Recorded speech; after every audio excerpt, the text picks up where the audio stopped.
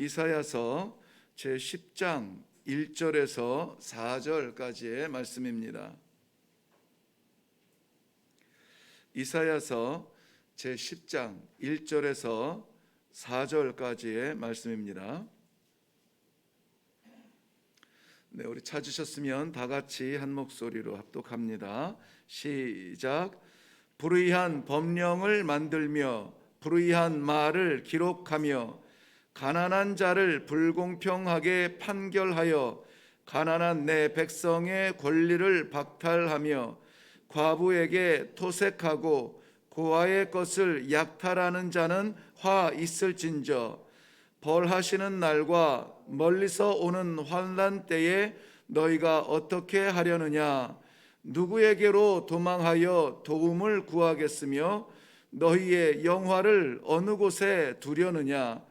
포로된 자 아래에 굽으리며 죽임을 당한 자 아래에 엎드러질 따름이니라. 그럴지라도 여호와의 진노가 돌아서지 아니하며 그의 손이 여전히 펴져 있으리라. 아멘. 네, 우리 4절 말씀 마지막에 그의 손이 여전히 펴 있다. 이 손은 은혜의 손으로 이해하기는 어렵습니다. 내용으로 보면은 하나님께서 그의 백성을 심판하시는 그러한 진노의 손인데 여전히 펴 있다는 말씀에 저는 이 마음이 두근두근해요. 여전히 펴 있다. 그래서 이 말씀을 묵상하면서 즉시 저는 이렇게 질문했습니다. 어느 때까지입니까? 그래서 오늘 본문의 제목도 그렇게 정했습니다. 어느 때까지입니까?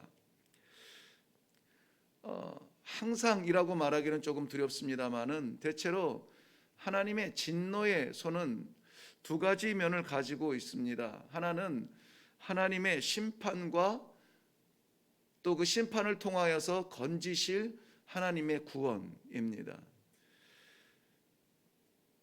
오늘 1절과 2절 말씀 보면 오늘 내용이 좀 굉장히 방대하고 어느 것 하나 포기할 수 없기 때문에 제가 원고를 좀 집중하려고 하는데요. 좀 잘 따라와 주시면 좋겠습니다. 1절과 2절 말씀 보면 불의한 법령을 만드는 자, 불의한 말을 기록하는 자, 가난한 자를 불공평하게 판결하여 가난한 자의 권리를 박탈하는 자, 과부에게 토색하는 자, 고아의 것을 약탈하는 자에게 반드시 화가 있을지어다 그랬습니다. 이러한 불의에 대해서 하나님은 넘어가지 않으시고 반드시 화가 있을지어다 그랬습니다. 그런데 그 화를 당하는 자가 누구냐? 이러한 일을 하는 자가 누구냐? 하나님의 백성이라고 자부하는 이스라엘이에요.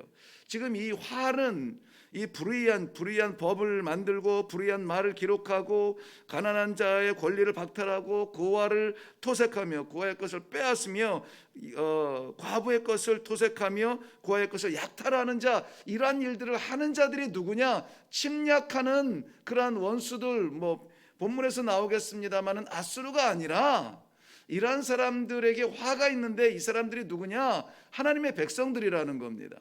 하나님의 백성들이 지금 이러한 일을 한다는 것이에요. 그러니 화를 하나님께서 주시겠다 하는 거예요. 우리는 화를 만난다 이렇게 얘기하는데요.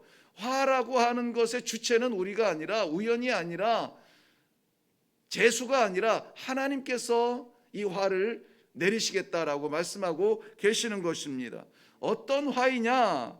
이것은 그 벌하시는 날인데 그 모양이 어떤 모양이냐면 멀리서 오는 환난이다 이렇게 얘기하고 있습니다. 3절 말씀에 벌하시는 날이 분명히 있는데 그 벌하시는 날의 모양이 멀리서 오는 환난이 있다라는 것입니다. 멀리서 온다. 이것은 우리 안에, 그러니까 하나님의 백성들 안에서 일어나는 것이 아니라 하나님께서 멀리서 몽둥이를 드시고 멀리서 막대기를 드셔서 그의 백성들에게 회초리로 때리시겠다는 말씀이에요. 그럴 때에 이 환난의 벌하시는 날을 피할 수는 없습니다. 그럴 때 너희는 어떻게 하겠느냐는 것이죠. 너희가 누구에게로 도망가며 너희가 그때까지 붙잡고 있는 너희의 위로, 너희의 부요, 너희의 풍요, 그것이 무엇이냐? 너희의 자랑이 무엇이냐? 어디로 피하고 어느 그늘을 찾을 것이냐? 이런 환난을 만날 때에 너희의 눈이 어디를 볼 것이냐, 무엇을 볼 것이냐 하는 겁니다. 인생을 살면서 어려움을 당하지 않을 수는 없습니다. 우리는 이스라엘의 역사를 보면서 그 수천 년 전에 이스라엘 사람들을 바라보는 것이 아니라 천년을 하루같이 역사를 섭리하시는 아버지 앞에 있는 우리의 삶을 들여다볼 필요가 있습니다.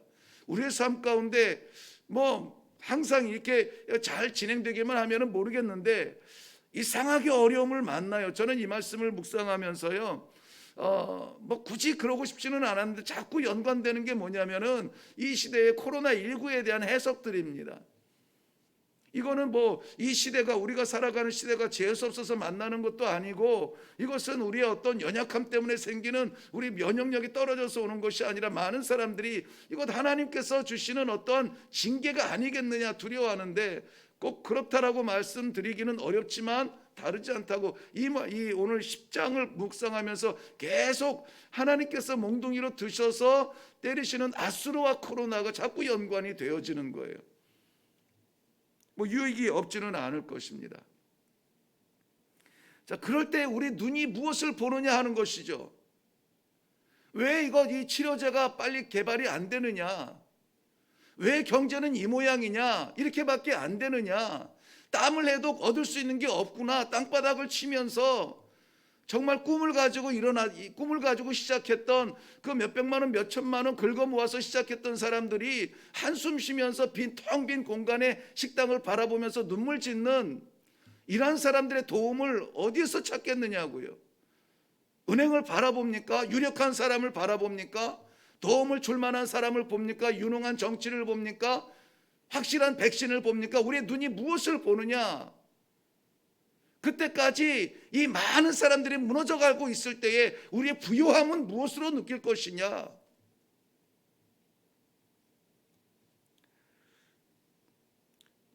바라볼 것이 없습니다. 의지할 것이 없어요. 자, 이렇게 어려움을 당하고 있는 이스라엘 백성들, 그 멀리서 오는 이 환난, 군대에 짓밟히고 있는 이 환난이 있을지라도 맞고 있습니다. 어려움을 당하고 있습니다. 무너져가고 있습니다. 그럴지라도 여호와의 진노가 돌아서지 않을 것이라는 거예요.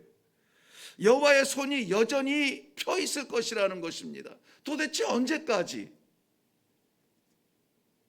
벌하시는 날 멀리서 오는 환난, 여호와께서 아수르를 보내셨습니다. 말씀드린 것처럼 우리 인생 가운데 어려움을 만나게 하십니다.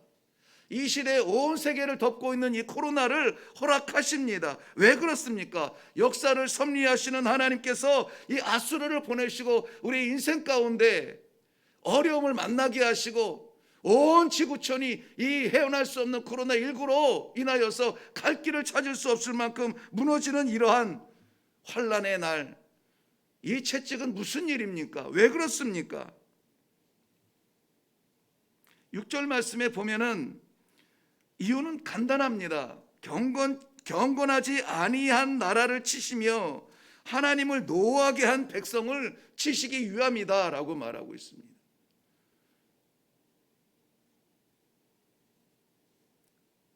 소돔의 멸망은 죄악을 인함이 아니라 의인이 없음 때문이라고 말씀을 드렸습니다. 사람들은 죄 지은 것 때문에 멸망하는 것이 아니라 회개하지 아니하고 돌아서지 아니하는 그 고집 때문에 멸망한다고 했습니다. 지금 이 장면, 이 속에는, 배경에는 북이스라엘이 아수르의 침략을 당하고 있습니다. 그 고통을 당하고 있어요. 하나님께서 사마리아를 왜 치셨을까요? 경건을 지키지 못했기 때문입니다. 경건을 왜 못 지켰습니까? 11절 말씀에 보면 우상 때문이다 분명히 말씀해 주고 있어요.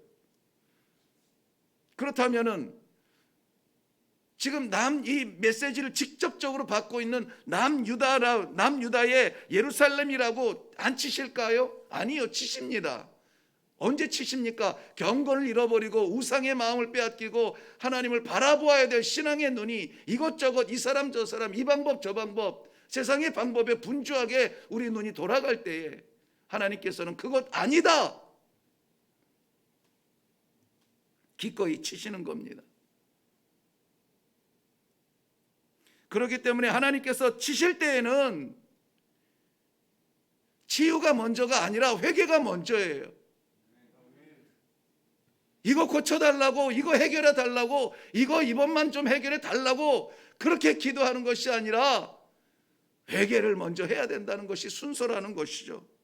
하나님의 순서도 그렇습니다.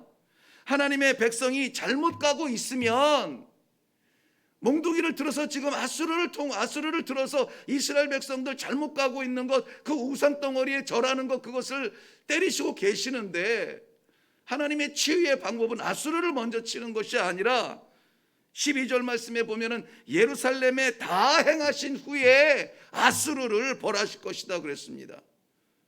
하나님께서 붙들고 싶어하는, 구원하고 싶어하는 그 영혼들, 그것 아니다. 잘못 보고 있는 그 눈을 하나님께로 향하게 하신 다음에 아수르를 치시겠다, 벌하실 것이다 라고 말씀하고 있어요. 애지간히 하나님이 노하시지 아니하면은 손을 들지 않으세요. 어느 정도로 치시냐면은 16절 보면은 살찐 소가 파리해지고 그랬습니다. 살찐 소가 파리해져 빼빼 마르고 뼈가 다 보일 만큼 파리해지고, 18절 말씀에는 숲의 풍요로움이 소멸하기까지. 19절 말씀 보면 그래서 그 숲에 풍요로웠던 그 울창했던 나무들이 다 버리고 남은 나무가 몇 그루 되지 않아도 그때까지 그리하시겠다라고 말씀하고 계세요. 그때까지예요. 우리는 어려움을 만나면 이거 해결해 달라고, 이 코로나 고쳐달라고 그렇게 기도하는데 순서가 그게 아니라고요. 어느 때까지니까? 우리 20절 가볼게요. 20절부터 23절까지 우리 같이 읽습니다. 시작. 그 날에 이스라엘의 남은 자와 야곱 족속의 피난한 자들이 다시는 자기를 친 자를 의지하지 아니하고 이스라엘의 거룩하신 이 여호와를 진실하게 의지하리니, 남은 자 곧 야곱의 남은 자가 능하신 하나님께로 돌아올 것이라.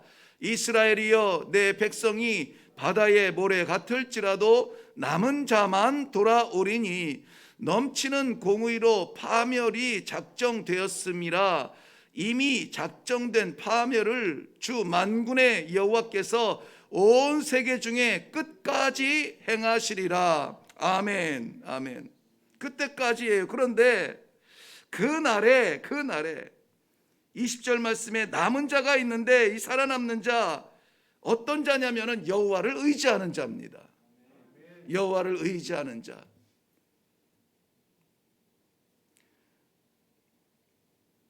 21절 말씀에 남은 자는 하나님께로 반드시 돌아올 것이라고 말씀하고 계십니다. 22절 말씀에 남은 자만 돌아올 것이라고 말씀하고 있어요. 중요한 게 뭡니까? 남은 자가 있다는 것이죠. 이 석절에 걸쳐서 이 남은 자가 삼중적으로 약속이 되어지고 보장이 되고 있습니다. 환난은 있습니다. 어려움이 있습니다. 없던 시절이 없습니다. 그런데 그 가운데에서도 남은 자가 있다는 거예요. 남은 자가. 확실하게 남는 자가 있다는 하나님의 약속을 믿으시기를 바랍니다. 지금은 불불이 흩어지고 지금은 혼란 가운데 있을지라도, 그러나 그들의 중심은 누구를 바라본다고요? 여호와를 바라보는 남은 자들, 이 렘넌트라고 하는 남은 자들이 반드시 있는데, 그들이 돌아올 것이라, 그들은 회복될 것이라 라고 말씀하고 있습니다. 그러므로 남은 자들은 아수르의 침략과 노략이 두려운 것이 아닙니다. 그것을 두려워하지 않아요. 여호와의 몽둥이로 알고 뉘우쳐 우상을 버리고 여호와를 의지하고 남은 자가 되시기를 바랍니다. 하나님께로 돌아와 하나님 앞에 남은 자가 되기를 바랍니다. 이 시대에 우리가 버려야 될 우상 중에 우상은 무엇입니까? 무엇이라고 생각하십니까? 한번 제가 한 5초 정도 시간을 드릴게요. 정말 하나님께서 치시고 싶어하는 이 시대 하나님의 백성들 내 눈을 빼앗고 마음을 빼앗는 우상은 무엇입니까? 저는 답이 금방 나오더라고요. 인본주의고 자기중심이라는 거예요. 세상이 화려해서 거기에 마음을 빼앗기는 것이 아니라 내가 보고 싶은 것을 보는 겁니다. 세상이 도움이 될 것 같아서 보는 것이 아니라 내가 따라가고 싶어서 가는 거예요. 신앙마저 내 중심이에요. 하나님을 믿는 사람들이 하나님 중심이 아니라 내 중심에 하나님을 맞추고 있지는 않습니까? 우리가 버려야 할 우상입니다. 저는 이래교회에 와서 처음부터 좀 거친 메시지지만은 세상에 가장 두렵고 무섭고 추악한 우상이 저 자식들을 불 가운데 던지는 몰래기라든지 그런 우상들이 아니라 내 자신이 누구보다 어떤 우상보다 두려운 우상이라고요. 인본주의를 말했습니다. 자기 중심을 말했습니다. 하나님의 사람은 자기를 포기하고 하나님을 바라볼 때에 그것이 진정 살아있는 신앙이고 손해보는 것 같은데 그게 아니라고요. 영원한 것을 차지하는 것이라고요. 우리 주님께서 십자가에서 자신을 내려놓으셨을 때 세상 만민의 구원의 길을 열었던 것처럼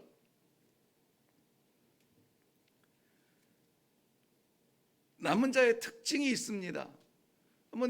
내가 하나님 앞에 남은 자가 될 것인가 아니면 이 시대의 남은 자인가를 생각해 볼 때 남은 자의 특징은 하나님께서 치시는 막대기를 두려워하지 않습니다.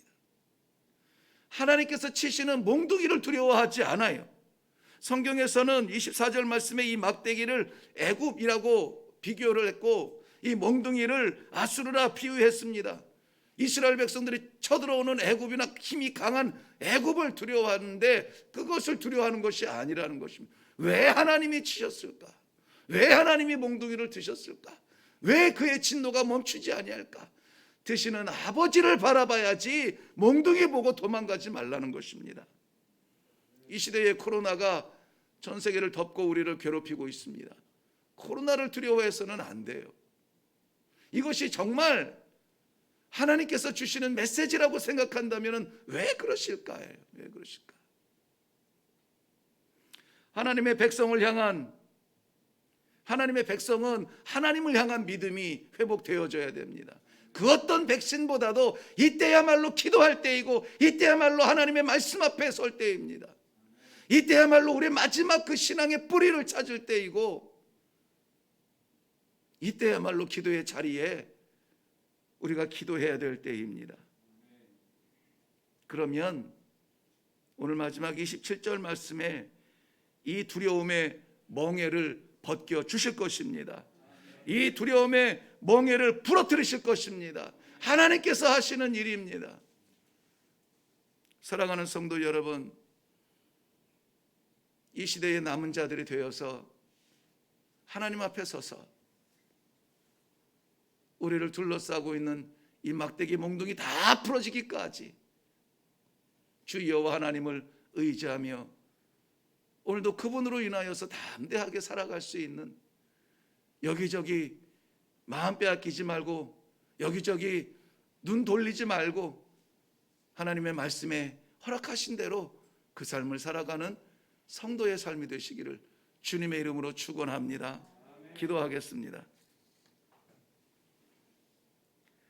살아계신 아버지, 은혜를 감사합니다. 이 하루를 시작하는 첫 시간에 주님 전에 주님 앞에 정신 차리고 말씀 받으며 기도하게 하시는 귀한 기회를 주시니 감사합니다. 아버지 하나님, 이스라엘 하나님의 백성들 당하는 그 어려움 속에서도 하나님 포기하지 아니하시고 남은 자를 기다리시며 남은 자를 바라보시는 아버지의 사랑을 보았습니다. 이 시대에 혼란 속에 있는, 당황하고 황당한 그러한 속에 있는 이 세계 속에서도 우리 하나님 아버지 반드시 남은 자가 있을 줄로 믿습니다. 사랑하는 귀한 백성들 말씀 앞에 서게 하시고 기도 앞에 조아리게 하시고 우리 하나님께서 남겨놓으신 믿음의 사람들이 되어서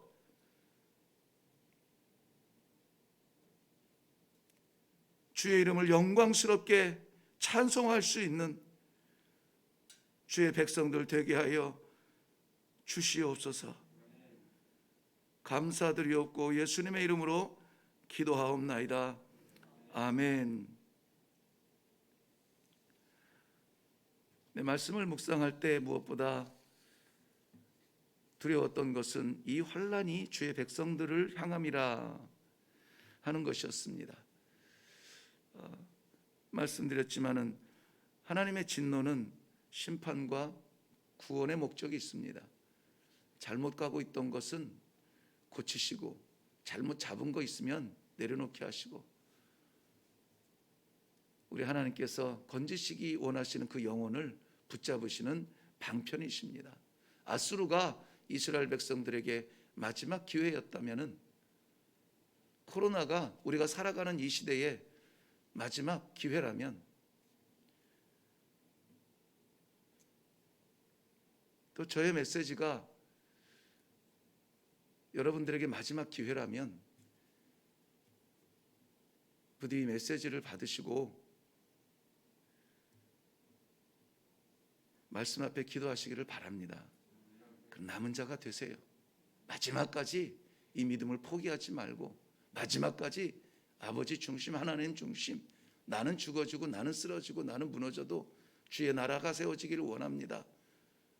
하나님의 나라와 그의 백성을 위해서 오늘 하루를 드리겠습니다. 작정할 수 있는 그러한 여러분들 되시기를 바랍니다.